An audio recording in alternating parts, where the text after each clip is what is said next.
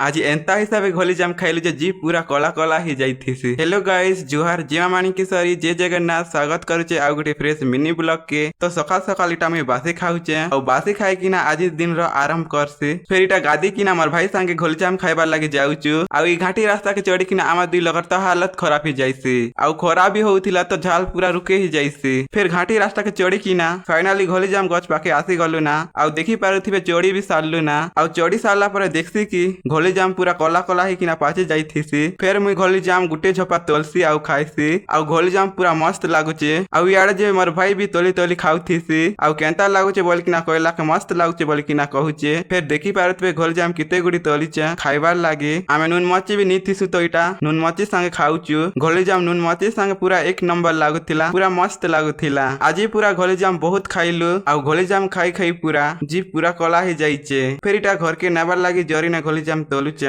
आउ देखो कला कला घोली जाम गुटे जरी तोलली आउ घर के आसबार लागी बाहरी आसलु। आजिर वीडियो एतकी थिला ना वीडियो भल लाइक थिले लाइक फॉलो शेयर आउ कमेंट करबाटा नहीं भूलबे। रहिली जेमा माणिकेश्वरी जय जगन्नाथ।